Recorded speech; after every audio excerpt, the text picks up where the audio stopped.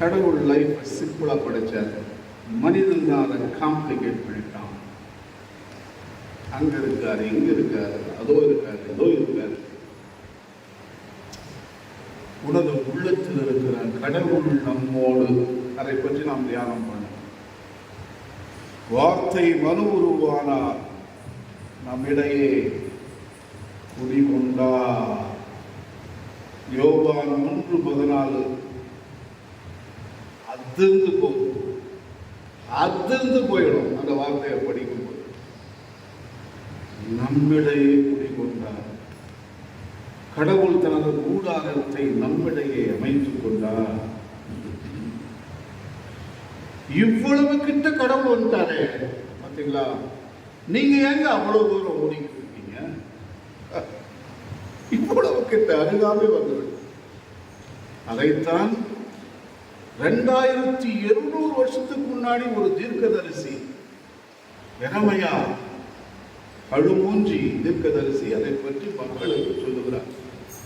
உள்ளத்துல பாறையா, கடவுள் அங்க இருக்காரு, அறமாக இருக்கிறார், அன்பாக இருக்கிறார்.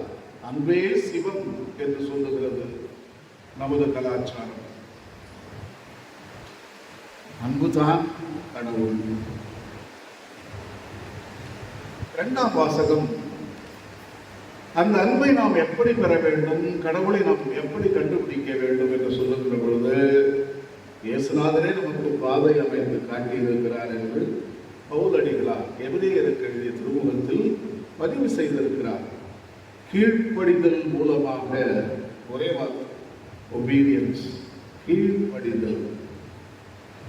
சிங்கார தோப்புல கீழ்ப்படியாம தான் நம்ம முறிஞ்சி வெளியே தூக்கி போறோம்.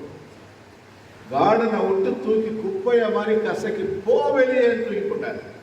ஏனென்றால் கீழ்ப்படியாமை.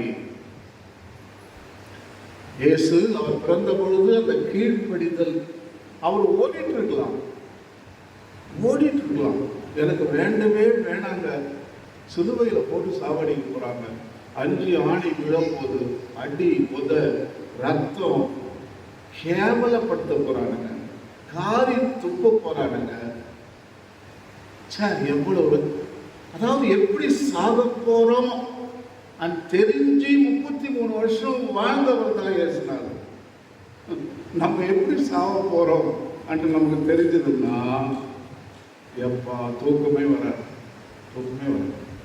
அதனால இயேசுநாதர் தூக்கமே வர்றது கிடையாது. திரும்பவும் அதை பத்தியே சொல்லி